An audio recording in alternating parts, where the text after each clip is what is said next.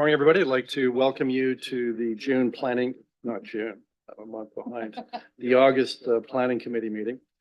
How's the roll been taken? Through the chair, the roll has been taken. Thank you very much. So do any members need to declare a pecuniary interest regarding the 2 or 3 items that are on the agenda today? Just physically raise your hand. So no conflicts. We do have one statutory hearing. Of course, we're dealing with that separately. And there really are no other items for consideration that we need to talk about separating other than approving the minutes from the June 13th and June 20th meetings. So can I get a mover and seconder to get that on the floor? Moved by Councillor Scully, second by Councillor McCreary. Any discussion regarding approval of those minutes? Seeing none, I have to take the vote, please.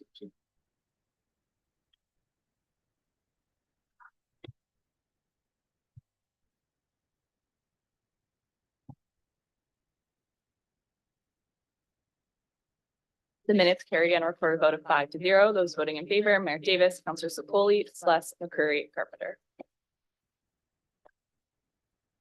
All right, just so to clear up the agenda, we have no notices of motion. There are no other delegations other than those in respect to the statutory hearing.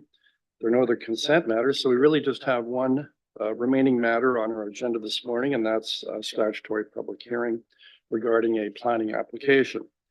So, as we state every meeting, we're confirming the public meeting is held in accordance with the provisions of the Planning Act. The purpose of the hearing is to discuss the planning application, to hear from the public either in support of or against the application. At the end of each public meeting, the committee will pass a recommendation, which is generally considered for a final decision of the next meeting of council, which is typically the last Tuesday of the month. The name of anyone who speaks in regards to any item will appear within the meeting minutes. Anyone wishing notice of any further proceedings regarding the application should provide their name and address to the clerk's office.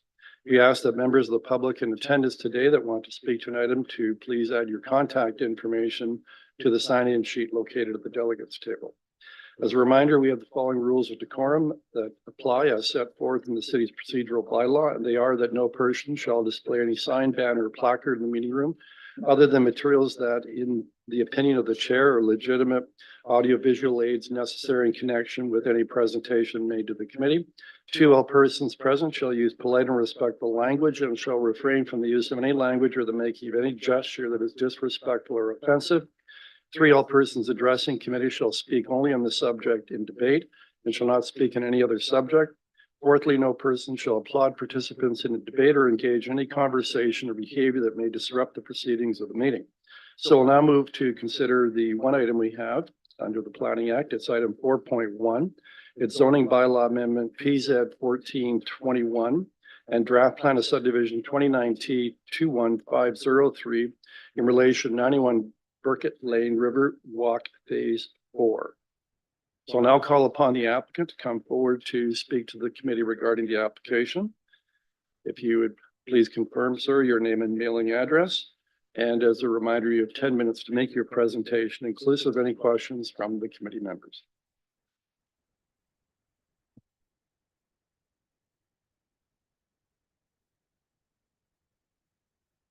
There we go. Much better. Good morning, Chair, councillors, members of committee, staff, and members of the public.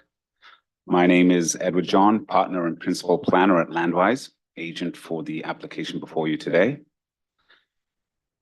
Today, I have Jolene Koch from Live Developments.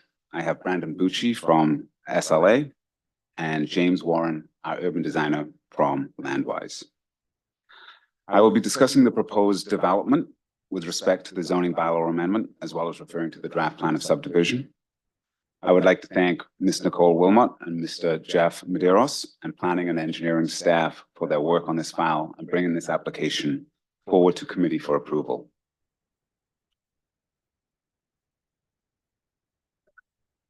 The slide before you is just a brief slide showing the consultant teams who've collaborated on this project.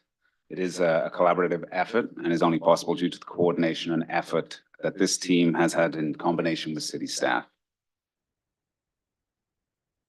I will be providing a brief run through of today's presentation. The slide shows the overview of the property's location and surroundings, the official plan designation, the proposed development and proposed zoning changes, and a brief summary of the supporting studies. In terms of the property location, the subject lands are located west of Erie Avenue and north of Burkett Lane. The development area is approximately 3.8 hectares or 9.5 acres in size and currently has no frontage on a public road. It is noted that it is part of a greater community development known as the River Walk in the Special Area Policy 2. The lands were previously used for agriculture and has no existing buildings. The proponent plans to extend Dover Avenue from the north to the development. This will connect the existing proposed developments to the north with the proposed development to the south along Burkett Lane. The property is surrounded by the Doug Snoops Eagle Community Center and single detached dwellings to the north. To the east is the Grand Erie District School Board offices, 2 elementary schools, and a 6-story apartment building.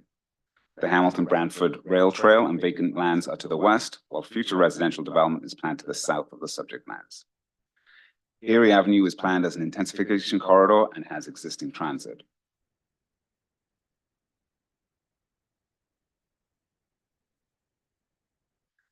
Once again, I'll be brief. The official plan designates the subject lands as residential, where low-density residential forms are permitted and up to 3 stories in height. The proposed development will assist in the city's residential intensification targets within the built-up area. Before you on this slide is the proposed subdivision and condo plans. The proposed development includes a total of 181 condominium townhouse units, comprising of 58 back-to-back townhouses and 123 standard townhouses accessed from the proposed Dover Avenue extension from the north. The townhouses will have frontage on private roads and are 3 stories in height. Parking will be provided in excess of the existing bylaw requirement, comprising of 285 parking spaces, including 104 visitor parking spaces. Included within those visitor parking spaces are 8 accessible parking spaces.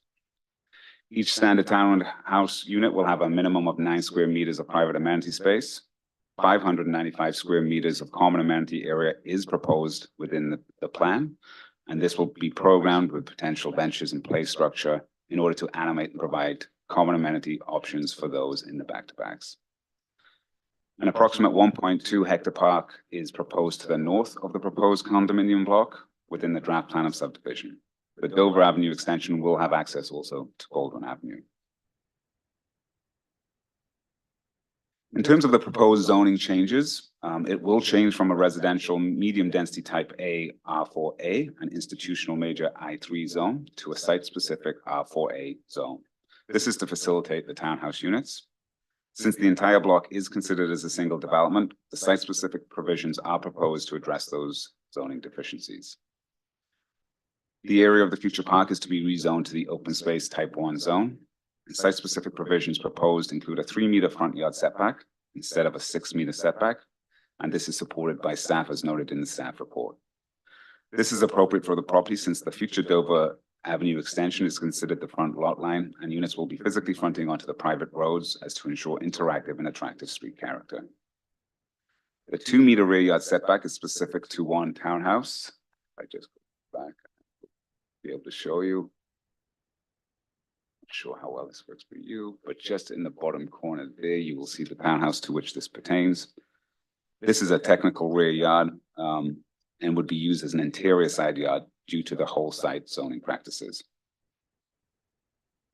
The interior yard, side yard minimum in the bylaw is to be 3 meters for block townhouses. The proposed 6.5 meter will apply to the entire block. This is representative of the sufficient rear private amenity space for townhouse units, which use the technical side yard for their rear yard. The proposed amenity space of 9 square meters per unit is proposed to have adjusted language. This is to include private and common amenity areas, since the back-to-back townhouses do not have rear yards for private amenity space. Each standard townhouse unit will have the 9 square meters to the rear of the unit in the form of a private amenity space, while the equivalent of 9 square meters per back-to-back townhouse unit is provided within the common amenity area, which may accommodate seating and a play structure. As acknowledged in the staff report, ongoing discussion with staff have resulted in city staff requesting that end units be a minimum of 5 meters wide for the standard townhouses. Careful consideration of both form and function has arrived at this decision and would ensure the functionality of securing the necessary engineering and servicing infrastructure, utilities, landscaping, parking, and facade treatment required to address all concerns raised and ensure an efficient, functional, and attractive layout for the subdivision. This will be reflected in the site-specific zoning bylaw. We are supportive of the recommendation for end units to be 5 meters wide, while keeping the internal units to approximately 4.88 meters wide. Changing all of the units to 5 meters would result in fewer units, increased construction costs due to the standard construction material sizing being based on imperial measurements, and fewer homes and fewer on-site parking spaces. With greater costs and fewer units to spread across the design and construction, the future purchases would be affected. In light of this, we are grateful to city staff that the proposed compromise allows the number of units to remain the same without impacting the future purchases. Additionally, staff are recommending a 6-meter setback to the front of the attached garage to allow for driveway parking. And once again, we are agreeable to this additional provision.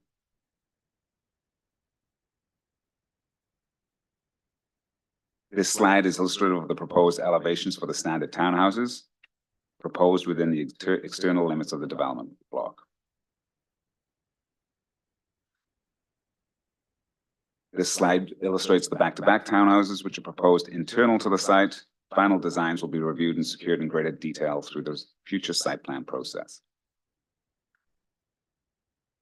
The following slide is an overview of the supporting studies and plans which were submitted in support of the application. I'll quickly highlight some of the key findings. The reports demonstrate that servicing is proposed to be in place and to appropriately support the development, including future stormwater management pond proposed outside of the property limits near the Burkett and Erie intersection. This will be secured through the subdivision approvals process. The transportation impact study forecasts approximately 81 trips in the morning and 101 trips in the evening, peak hours. Road changes recommended by the study include signalization of the Erie Avenue and Burkett Lane intersection, adding left turn lanes at some intersections, and for Brantford Transit to expand their transit service along this area. With regards to the tree preservation plan, it is proposed to remove 11 on-site and 18 off-site trees, which will be compensated by 180 trees, including street trees and park landscaping. 386 shrubs are proposed to be planted as well. The environmental impact statement identified that no species at risk were found on the subject lands. No species at risk will be impacted by the development. And since the proposed development sits on lands that have previously been disturbed, there will be minimal loss of important wildlife habitats. As noted in the staff report, the Grand River Conservation has no objections to the EIS findings. Additional matters as identified in the staff report are to be secured and implemented to the future subdivision process. Overall, we agree with staff's recommendation to approve the zoning bylaw amendment, including the holding provision, and that the proposed development is consistent with provincial policies, the official plan, and will provide more housing options for residents and represents good planning. That concludes my brief presentation. I'd be more than happy to answer any questions. Thank you, Edward. We have about a minute and a half. Councilor McCurry. Thank you for the presentation and welcome. Could you say if in your experience, you have any recognition of whether historically some of these condominium townhomes will be bought by investors or are they largely owner occupied? Through the chair to the councillor, typically this form is more for owner occupied. It's more when you get into the multiple dwellings that you get the investment properties. And like I say, Live, in terms of their reputation, specialize in delivering units that certainly appeal to the homeowner purchaser, as opposed to what is typically designed as a more robust unit that is for the investment purposes. Thank you for that. Councilor Carpenter. Thank you, Mr. Mayor. Just a quick one. How are you going to access the site? Are you accessing it from Erie Ave for construction purposes? Through the chair to the council, the access will be through the Dover extension, which runs north to south on the site on the western limits. Oh, so as you're accessing Dover from, then you will agree to keep that street swept from the dirt and stuff that's coming out of there from the dump trucks and so forth, machinery going in and out? Through the chair to the council, yes. Through the subdivision process, all site impacts and construction activities will be regulated to ensure dust and other impacts are mitigated through that process. And that includes Baldwin, I take it. So, and there's no basements in any of these units, is there? There are no basements to the chair, to the councillor. Right, because of the GRC. Thank you.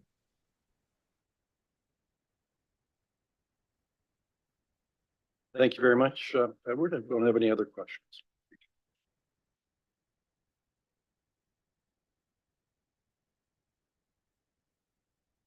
So I'll now call upon city staff. I believe, Jeff, you're going to be doing this.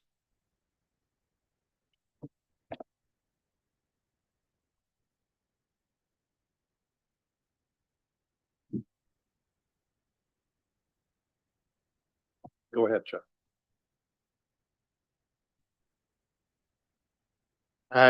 Good morning, Mr. Chair and members of Planning Committee. My name is Jeff Medeiros. I'm the acting manager of development planning here for the city. And I'm here this morning to present the staff recommendation. Just waiting for the slide to show up, but I will do some of the presentation in the interim. The applicant did a good overview about the subject lands. What's before the committee today are two Planning Act applications, one for a plan of subdivision, and then the other one for a zoning bylaw amendment. Oh, next slide, please. Next slide. The applicant did a very good job with covering off the site features and the distribution and how the neighborhood is currently developed. Just a few things to point out. These lands are previously, the eastern limits of the lands were subject to a severance application. And you can sort of see that from the aerial photo. So there was lands that were severed off from the Grand Erie District School Board property and added to this property. Another point to acknowledge is that the lands itself actually extend down to Burkett Lane, and a severance application that was approved by the committee last year severed off that portion of land and is conveyed to what is called the Riverwalk Phase 3 subdivision, which came before this committee. Next slide, please. In terms of the plan of subdivision, it's proposed to contain the creation of a few different blocks, the residential development, which was described by the applicant in his presentation, a parkland block, and then the future Dover Avenue extension, which would travel from north to south. Next slide, please. I won't go into too much details in terms of the development proposal. The applicant did a very good job covering that off. Just to clarify, it is going to be developed as a plan and condominium. So those roads these see are private roads with the exception of the Dover Avenue extension. So that would have to be constructed to a city standard. Next slide. From the policy perspective, as the applicant indicates, residential, it's in a designated greenfield area, and the proposed build form is very much permitted here.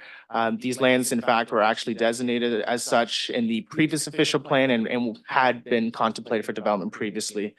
Next slide, please. With respect to the zoning, so there's two zones currently on the property, the R4A, so it does already permit a medium density built form. That's currently in place in the property. The other being actually the institutional zoning, and that's a product of the land severance that occurred back in 2016 with the neighboring school board property. With respect to the proposed zoning, for the most part, it will be a residential zone, so that's site specific. And that's to facilitate the development as proposed. And then the other portion is the open space zone, which is illustrative of the future park block to the north, as shown on the plan of subdivision. Next slide, please. Next slide. So the applicant went through these in a bit more detail. This is just a general area. So these are site-specific provisions. This is where they apply: side yards, front yards, rear yard. Next slide, please. And then there's some other provisions, one being a amenity space requirement, and that's more so specifically to define what that is. So it'd be a combination of what I call private and common amenity spaces. The other site specific is a parking space location, and specifically to bring it closer to the future public street. And then staff recommendation. So a setback from a private street is a provision that staff had recommended in the abutting Multani developments to the north, and that's essentially to make sure there's a parking space in the individual driveways for these units. Contrary to the staff report, or not necessarily, but staff are recommending a 5-meter minimum unit width requirement. And further to the staff report, after the staff report was released, additional discussions had occurred with the applicant to demonstrate the feasibility of the 4.88 meter units. So as a result of that, the recommendation that staff are recommending now is just to clarify where that 5 meter applies. So it would apply to the end units, which is distributed throughout the site, and then a 4.88 meter unit width for the interior units. And as the applicant indicated, they're in agreement of that approach. Next slide. In terms of the development considerations, and I think this committee has probably have heard some of this before, but the SPA 2, it's a policy framework that comes out of the official plan, that's Special Policy Area 2. What that essentially means is that there is a requirement for comprehensive stormwater management plan and strategy for this area of the city. That is the case with all of this Riverwalk subdivisions that have come before the committee. And those requirements are tied to, in fact, the holding provisions. As the holding provision lays out, there's a number of different requirements that need to be satisfied before the holding can come forward. And similarly, there's a number of technical studies and reports that have been completed, archaeological assessments, TISs, environmental impact statements. Typically, those type of reports form the basis for future plan of subdivision conditions. So at this time, staff are not recommending to proceed with the plan of subdivision, pending a few of the requirements that need to be satisfied with the Special Policy Area 2 policies. So the plan for the subdivision itself would be brought forward to committee at a later date. Next slide. So in conclusion, staff are recommending approval of the zoning bylaw amendment. That's it for me. Thank you. And if the committee has any questions, I'd be more than happy to answer them. Thank you. Councillor Sluss. Thank you, Mr. Chair. Just a couple. Jeff, has the Secretariat been over this property and cleared it? Through you, Mr. Chair, there has been discussions with the landowners group with the Survivor Secretariat. I don't know the specifics of some of those discussions. I'd probably defer that to the applicant. However, if you see the staff report, there is a recommendation as part of the holding that there has to be some level of consultation to occur with the Survivor Secretariat. So to satisfy the requirement, there would have to be some evidence presented to the city to demonstrate that that requirement has been fulfilled. Okay, thank you. Then I'm going back now a few years ago that we had a situation where a stormwater management pond would be necessary to develop this area. And there was a number of different landowners and it became convoluted that we needed property from the GRCA, but they can't buy it off it. The city had to buy it and pass it through. There was a convoluted process. Has that been completed? And is this part of that?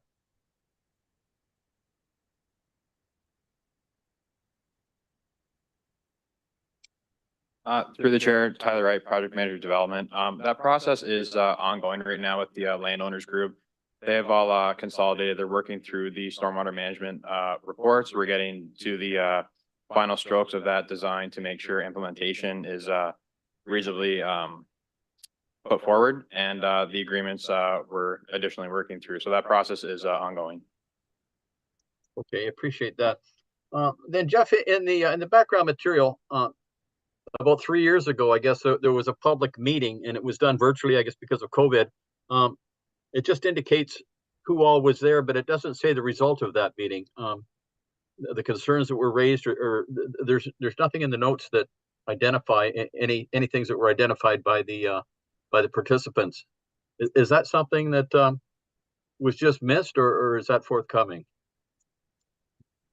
Through you, Mr. Chair, so that public meeting or neighborhood meeting that occurred in 2021 would have been for all of the subdivision lands. These applications have gone through a public process. There's been notification that's been sent out. These files have been on the books since 2021. There hasn't really been any public input specifically expressed regarding these applications here. And then the actual discussion through that meeting is captured in the staff report. Okay. And then finally, does this phase connect to phase 3 and eventually take people out to Burkett's Lane?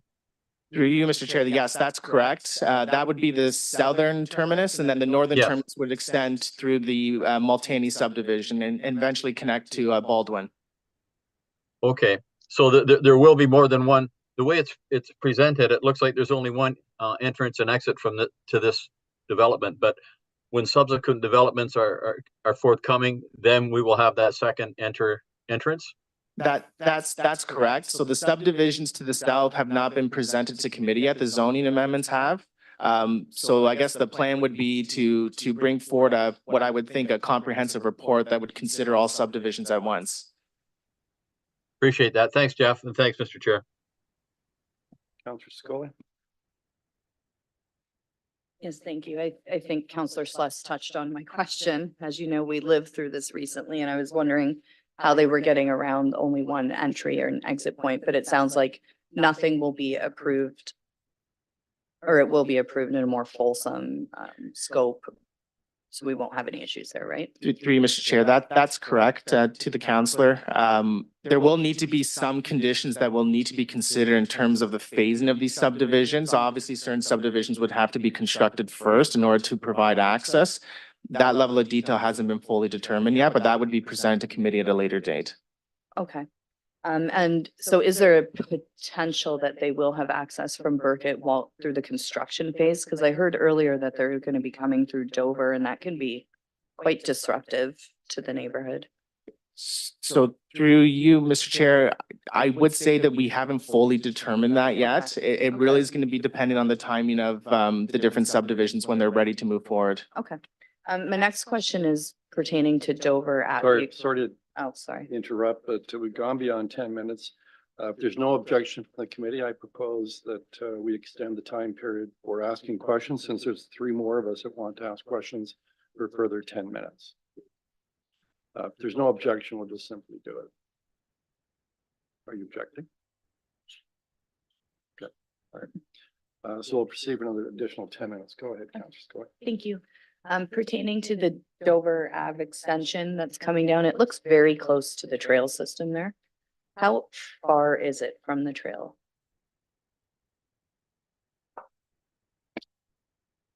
Through you, Mr. Chair, I don't have the numbers right in front of me, but there is a requirement for a buffer block that would have to be conveyed as part of the subdivision application. So there is a bit of a buffer between the toe of the dike and where the road actually starts.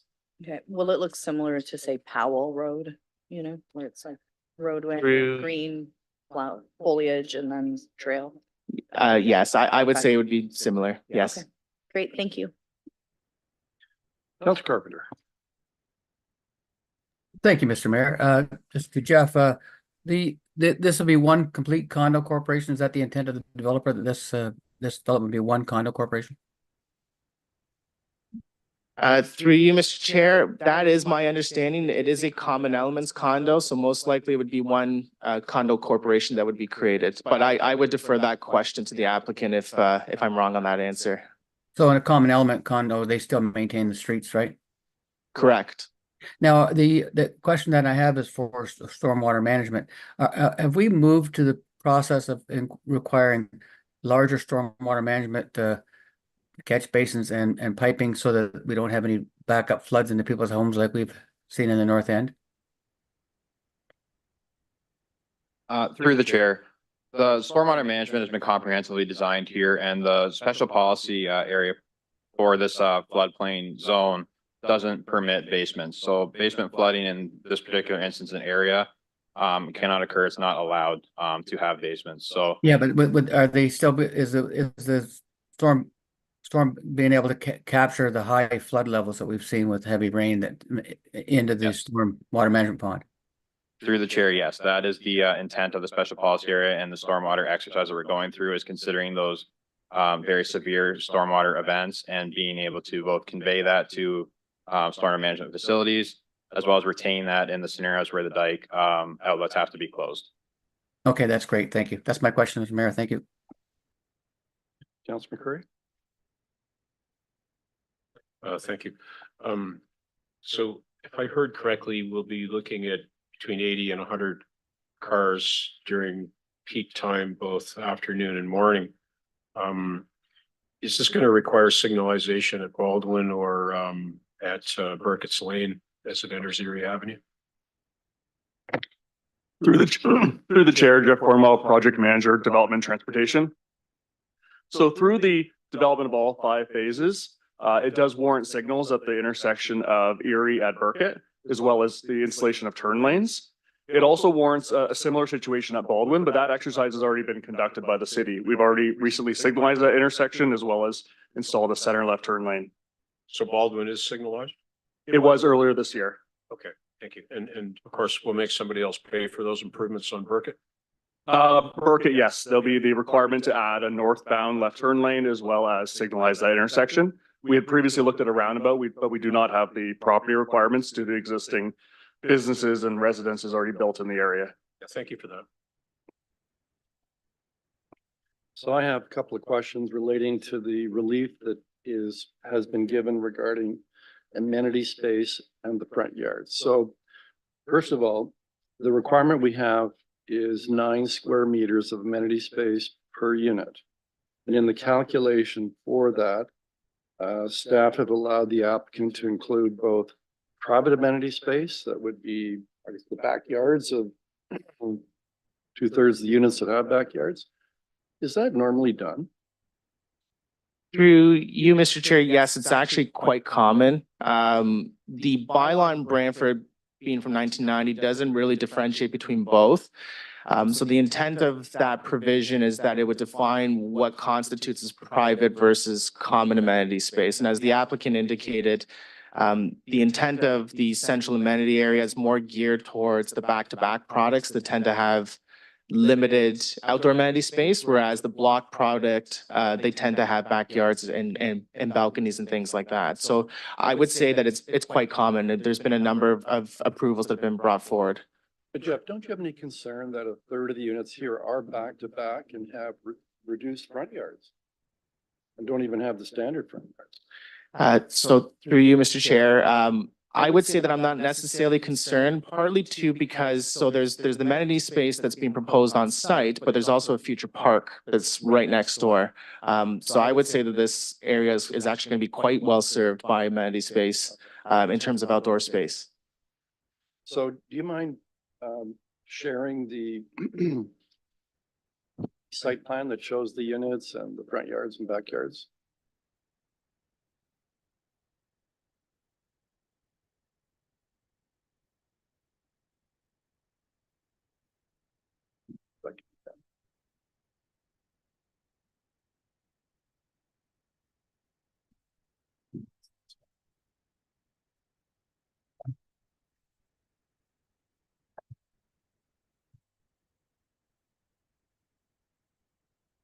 Yeah, this one.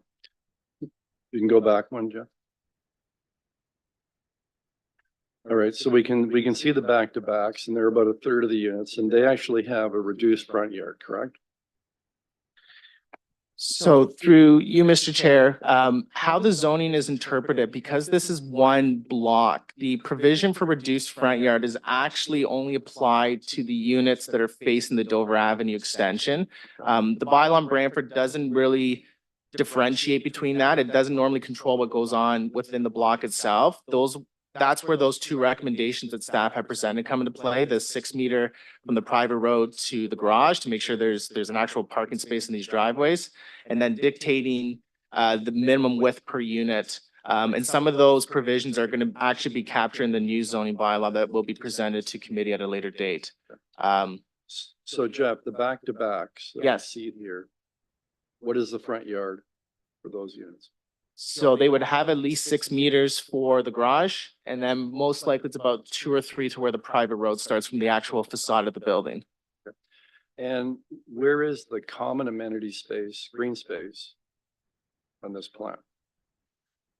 So there's the central amenity area that's in the southwestern portion of the property that is intended to serve what I'm going to say the back-to-backs as presented by the applicant. And then the amenity space for the private units would be those block units. So the ones that actually have the green space in their rear yards. And in addition to that, some of that amenity space will be in the form of things like balconies and things of that nature as well. Okay.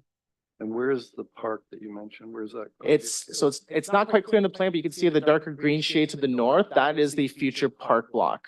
So on the plan of subdivision, if I pull that back up, you can see, so the area hatched in green is actually the future park block. Okay, isn't that part of the Multani lot? No, Multany subdivision is actually just to the north. So who owns that block too? That is owned by Live Communities. And is that going to be dedicated to the city? That would be correct. And how large is that area? I don't have the numbers in front of me, but I can definitely get that for you. I see there's some other questions. Councillor Carpenter. Thank you, Mr. Mayor. You jogged my mind when you asked about the back lots. So I have a question about the back lots, Jeff. The back lots, if you're in the middle unit, how do you get to your backyard to cut your grass?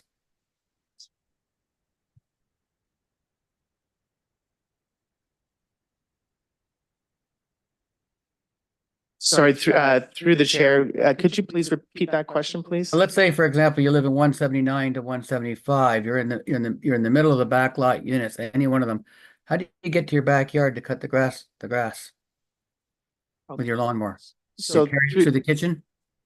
great question. So through you, Mr. Chair, these are intended to be developed through what I had said as a common elements condo. And typically what that means is there's another process that's required to create what is referred to as parcels of tied land. Through that process, typically easements are created. So it's quite common to see access easements, sometimes easements for stormwater management that would give individuals access to the rear yards. Okay, and the reason I'm raising this, Jeff, is because I've got the same situation it happened on Gray Street, the backs onto it, had back to back. And the residents ended up filling the fence lines in directly to the back, and people can't get access to the stormwater management pond. Who polices the easements once this is done? Through you, Mr. Chair, typically it is a private matter. These easements are registered on title, and normally it would be policed. I guess, as I said, it would be a private matter. So I guess as one condominium, if it stays as one condominium corporation, that would be able to deal with it that way? But Correct. If they're two separate and they're back to back, that's a different matter. They got to sue each other. Okay, thank you. I have concerns with that process. Thank you. Thank you, Yeah, Mr. Mayor. so thank you, Councillor Carpenter. That brings to mind a question I have. So this is not going to be a vacant land condo then? That's correct. It's going to be a common elements condo. All right, so those backyards, are they going to be common elements? We haven't seen well, we do have the plan of condominium. I believe that those will be part of the common elements. It depends on the limitations of as to where the parcels of tie land are created. So we don't have an application yet for part lot control yet.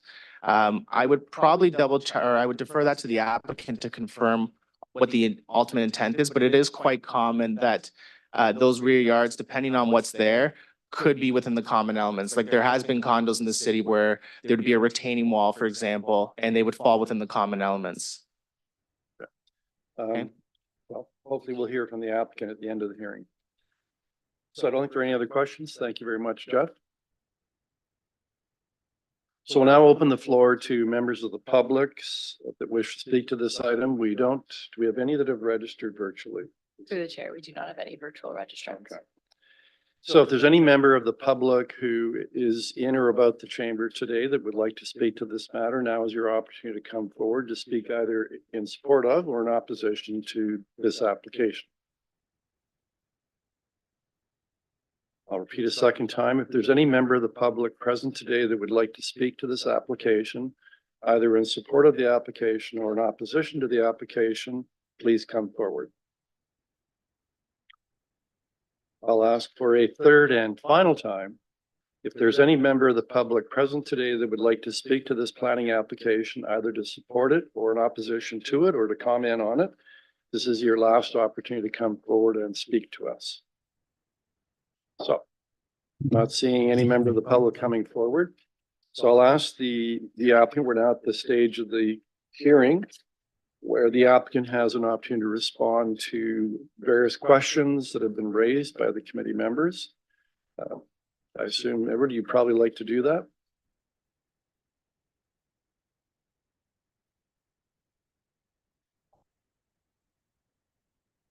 Thank you. And yes, through the chair, in terms of the amenity, I know that was a subject of some discussion.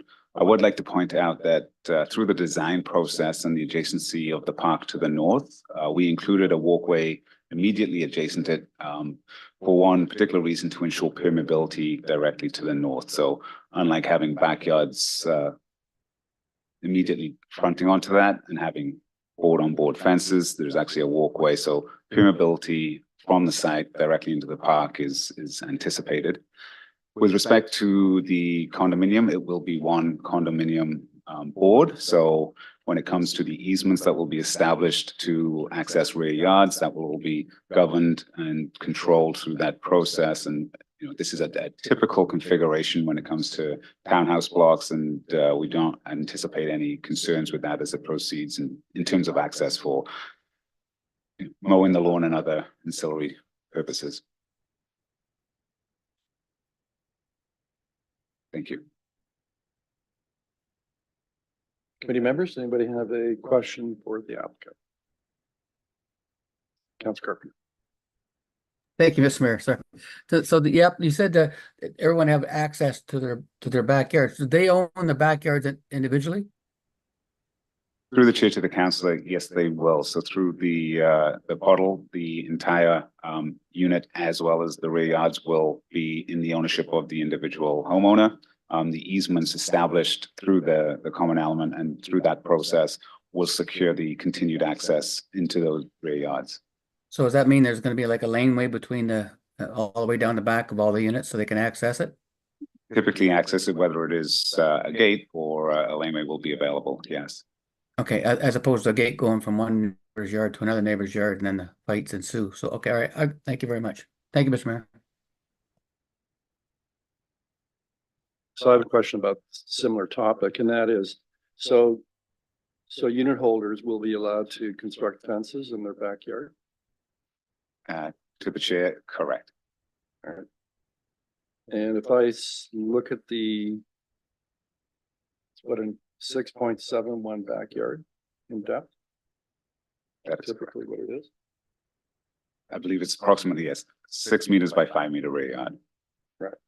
So that's about 18 feet. How wide is the laneway going to be? So through the chair, to clarify, it will not necessarily be a laneway, it will be an access through the back of the properties that will have to be secured. So it could be gates all the way through, or individual gates depending on the orientation of the townhouse block. Does that really work? I mean, I know living in a condo myself that condo owners are very protective of their backyards.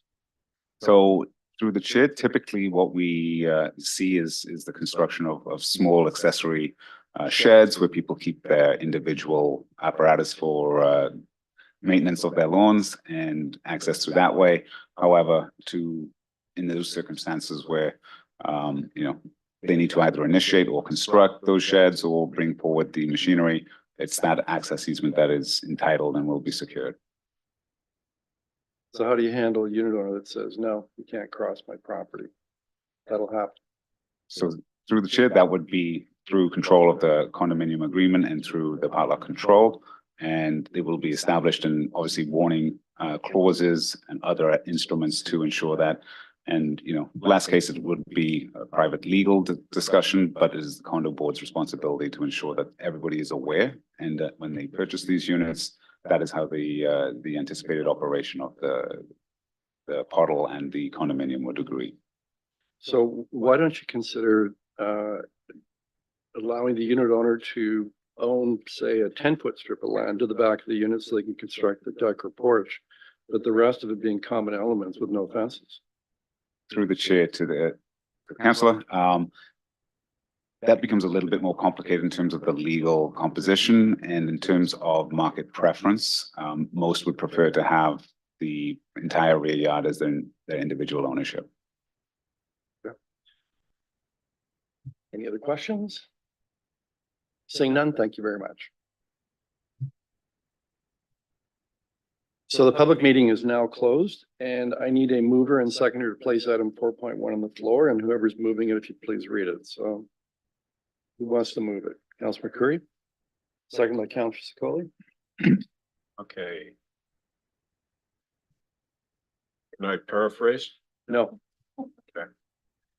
So the reads as follows: the zoning bylaw amendment application PZ 1421 submitted by Landwise on behalf of Live Developments Ltd, affecting lands located at 91 Burkett's Lane, Riverwalk Phase 4 to change the zoning on the subject lands to flood open space type 1 zone FOS 1 into flood holding residential medium density type A exception 97 zone FHR 4A 97 with site specific provisions to permit 181 block townhouse dwellings be approved in accordance with the applicable provisions as noted in section 9.2 of this report. B, that the bylaw to remove the holding provision from the subject lands not be presented to council for approval until the following conditions have been satisfied. A, that all servicing issues, financial and otherwise, have been addressed to the satisfaction of the corporation. B, a comprehensive stormwater management strategy has been prepared and accepted by the Director of Engineering and the GRCA. C, draft plan approval with a condition requiring the conveyance of necessary buffer blocks or rights of way for access into the dike. D, a functional servicing report has been prepared and accepted by the Director of Engineering and the GRCA, detailing the minimum first floor elevations and clearance. And E, that the applicant consult with the survivor's secretariat to ensure the lands have been evaluated to the satisfaction of the city. And C, that draft plan of subdivision application 29T 21503 submitted by Landwise on behalf of Live Developments Ltd, affecting the lands located at 91 Burkett's Lane, Riverwalk Phase 4, be presented to council at a later date for the consideration of the draft plan conditions. And D, that pursuant to section 3418-2 of the Planning Act, RSO 1990, CP 13, the following statement shall be included, and that was in capitals, in the notice of decision. Regard has been had for all written and oral submissions received from the public before the decision was made in relation to this planning matter, as discussed in section 9.4 report 2024-476, Mayor. So the floor is open for discussion. Councillor Carpenter. Thank you, Mr. Mayor. I'm not going to support this here today because of the things that we discussed about the backyards being blocked off. The common element condos means that everybody maintains their own unit, and it's attractive to buyers because the condo fees are lower. But the condo fees are lower because the only thing that condo board controls is the private roadway, and everyone else pays their own fees for their own building, and then you end up with green doors and yellow doors and different style condos, and you find out the backyards get different. Everybody's got a different fence. It doesn't fit well or look well when it's crammed together like that. And I have the same situation on Gray Street where they did one of those common element condos, and had nothing but trouble getting into the backyard and accessing the easements, and it just amounts to a lot of lawsuits. So I agree with your earlier comment that they should have simply allowed that to be common element, put decks on those properties, and they'd have access all the time, and that wouldn't be a problem. So, but this is just leading to another problem down the road for councillors or city staff to deal with, or legal issues. So I have some concern with this style, and I know it's to the benefit of the developer because they can sell the units better off because they have lower condo fees, and it just doesn't work for long-term planning for me. Thank you. Any other discussion?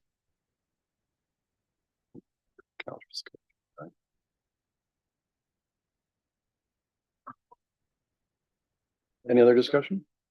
So I'm also going to vote against it for the very same reason, and actually having personal experience from the condominium corporation that I'm a member of, and we have adjoining backyards, and the way our works is that you own the 10 feet behind your unit where you can construct a deck and a privacy fence that extends out from the unit, but you can't enclose it. And I frankly agree with Councillor Carpenter. I think this concept is going to create all kinds of headaches and problems for individual unit owners, also for the condominium corporation. And it's going to create a diversity in terms of the quality of maintenance of backyards. It'll be a great source of frustration for many of the unit owners. And so I agree with Councillor Carpenter. I don't like the concept, and I won't support it for that reason. Councillor Scully. Thank you, Mr. Chair. I am going to be supporting this. This is an ownership model that is used time and time again throughout the city. And at the end of the day, there's a condo board. There is a body with the ability to navigate any issues that do arise neighbor to neighbor. I think we're really in the weeds with this, and it's not our role to be discussing the ownership model of it. I think we're looking at the structure, we're looking at the amendments, we're looking at what's before us as far as the concessions that are being asked for. I don't think we need to be getting into the ownership model of this. And at the end of the day, there's a home for everyone. A person has the ability to decide whether or not they want to live in the interior unit of a condo. Not for me. I would decide not to, but there are some people who won't mind that, or who find the means to navigate it. And that's not for us to decide. And to deny an entire zoning application because someone might have a problem cutting their grass one day, maybe, seems a little short-sighted. So I'm going to be supporting it. Yeah, I'll just leave that there. Councillor Sluss and then Councillor McCurry. Yes, my first inclination was to support this, but those with far more knowledge on condominiums than I do appear to have a concern with the model.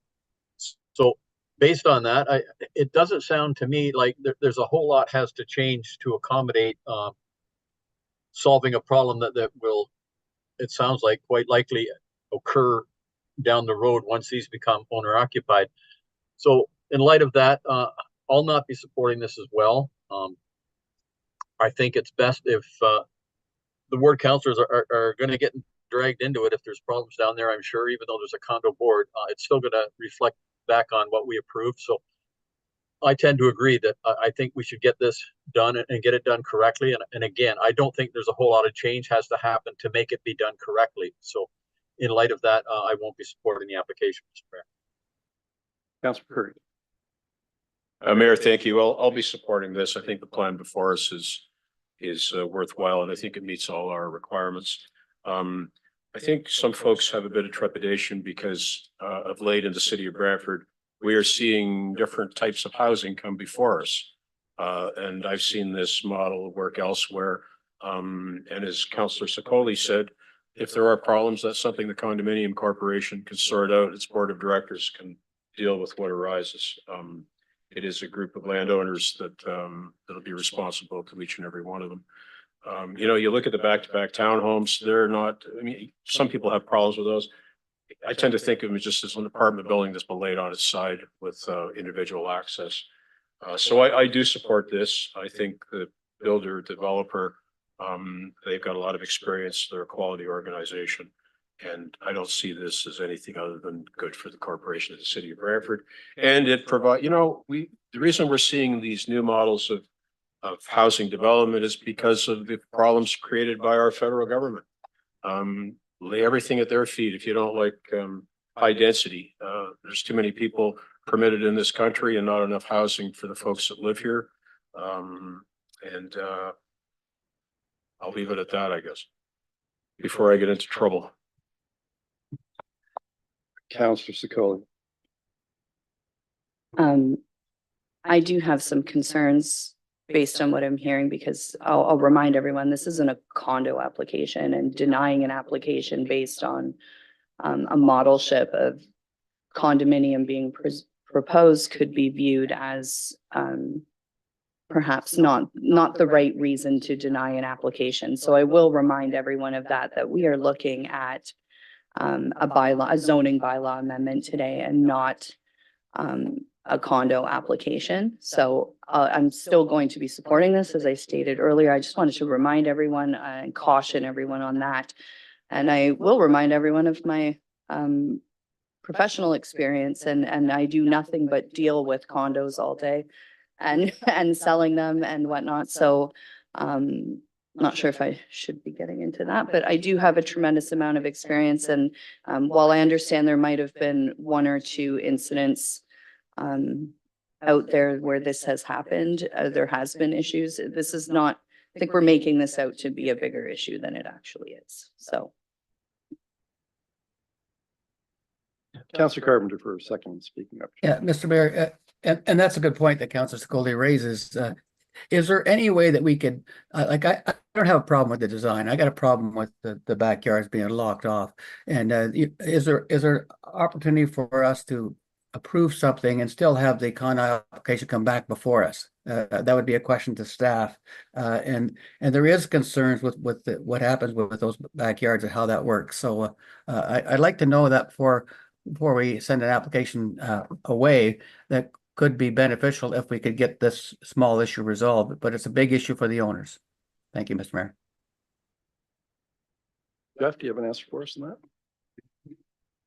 So through the chair to the councillor, Nicole Wilmot, Chief Planner, Director of Planning and Development Services. Absolutely, councillor, I do want to reiterate as well that this is a application for zoning. We have not established subdivision conditions. We will continue to work with the applicants on the conditions. And we can continue to work with members of council through a condo process that can help to alleviate some of the concerns that have been raised here today. But honestly, we're not through that detailed process as of yet to be able to adequately speak to the remedies for those concerns that have been raised today. So would we put a clause in this agreement that they come back before this committee for the condo application approval so we could see that design and how it's done? Is that something we would need to put in the agreement? So through the chair to the councillor, condominium approvals are delegated to staff, but that's not to say that we can't continue to work to raise some of the concerns, particularly that we know you have with respect to condos and the establishment of condo corporations. So we can continue to work with you to ensure, as well as the ward councillors who are not present here today that may also have similar issues and concerns, that we can speak to and work with them through that process and establish appropriate conditions to ensure that we are addressing those concerns, not only of council, but potentially of future purchasers as well. And finally, if I may, Mr. Mayor, so Nicole, we have a condo association that represents a lot of condos, and that's why I know about the problems, because I'm dealing with them on this condo association. Would there be ability for you to work with that condo association to deal with these concerns and the concerns they've raised as well when you're doing this? Yes, absolutely. I mean, I think, we want to make sure that we are up to date on what some of those relevant concerns are, and we can absolutely address them. I do think it is challenging to address some of these very design oriented site specific concerns through the zoning bylaw. This is really just to establish those provisions for development. Okay, thank you. Thank you, Mr. Mayor. Councillor Sluss for a second time. Yes, thank you, Mr. Chair. I appreciate your comments, Nicole, and I wasn't opposed to the development itself. I was opposed to creating problems for the ward councillors further down the road, having to deal with concerns of the new ownerships. So in light of the fact that we can probably resolve this and get it into a more acceptable form further down the road, in light of that, I'm prepared to support it today, Mr. Mayor. So I'll be voting yes. I still have I would say this through my second speaking opportunity, despite the information provided, I don't agree with it, because what we have in front of us as part of this development application are the configurations of the lots. And those configurations are included as part of the zoning process. And it shows that those backyards will be owned by the unit owners. And it does not contemplate a common element area as shown in the balance of that particular sketch. So I believe that at this point, we are actually approving a concept that moving forward is not only going to create problems for the ward councillors, and that's fine, but my concern is those who are going to live there.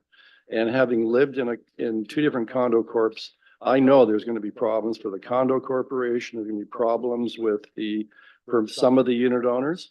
And not just for the ward councillors. So I want to be assured, how do we, in an approval today, add in a condition that makes it clear that we are not supportive, at least some of us, of that ownership concept being included as part of this approval?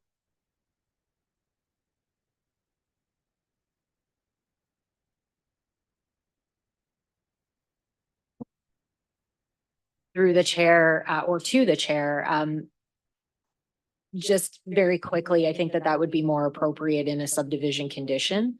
And those conditions will be brought back to planning committee for future consideration.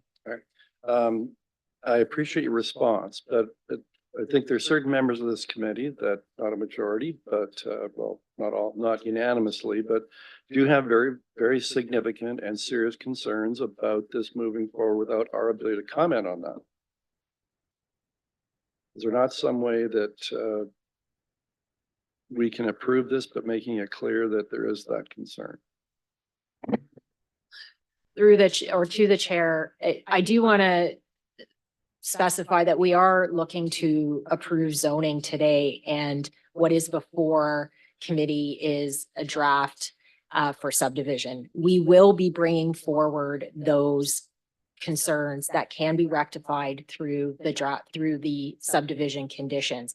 I think through this process, the intent of this process with respect to the subdivision is to gain input on the subdivision to assist staff in drafting those conditions.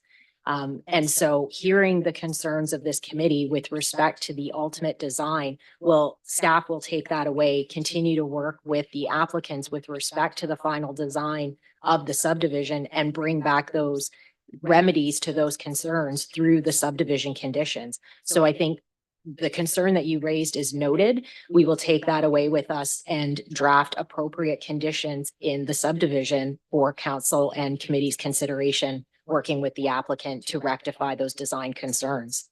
But we are not approving final subdivision conditions today. All right, but we are approving the dimensions of the lots, are we not? And what will be owned by the unit owners? To you, Mr. Chair, what we are proposing or recommending are what I'm going to call design standards, right? Distances from certain yards. As the applicant has indicated and demonstrated with their plan, they're still providing at a minimum, in most cases, 6 meters for those rear yards. Can that accommodate access? It can. We just don't know what that detail looks like yet. Jeff, can you answer this? If the concept was that the backyards would be considered common elements, would this look different? Would the schedules attached to our approval look different? To you, Mr. Chair, I would say no. A common element versus standard, this design concept would still look the exact same. What we're really talking about here is tenure and who's responsible for what.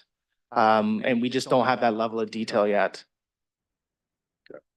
And when will this come back to us in terms of the actual condominium approval? That could be 2-3 years from now, could it not? To you, Mr. Chair, as Nicole has indicated, the chief planner, condominium approvals are delegated through staff.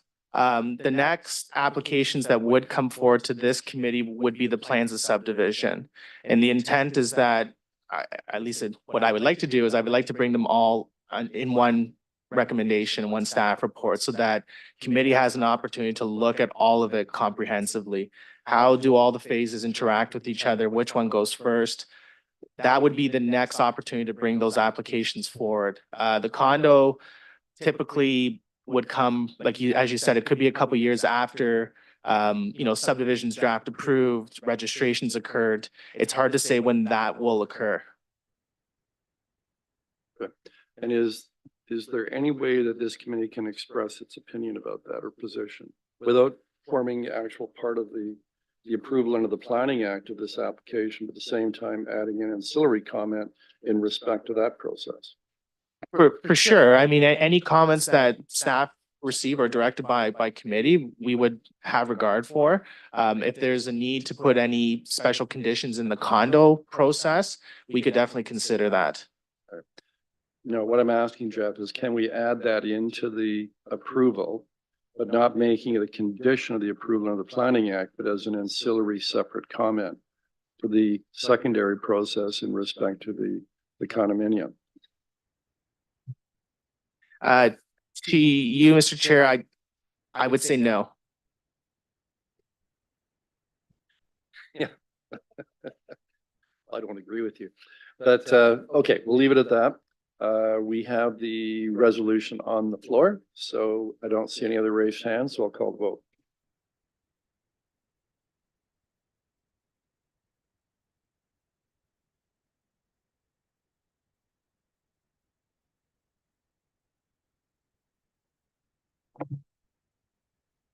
Item 4.1 carries on a report vote of 3-2. Those voting in favor, Counselor Secoli, Celeste, McCurry. Those opposed, Mayor Davis and Counselor Carpenter. So that brings to a conclusion the one item that was on our agenda. We've dealt with the other consent items, so the August Planning Committee meeting is now concluded.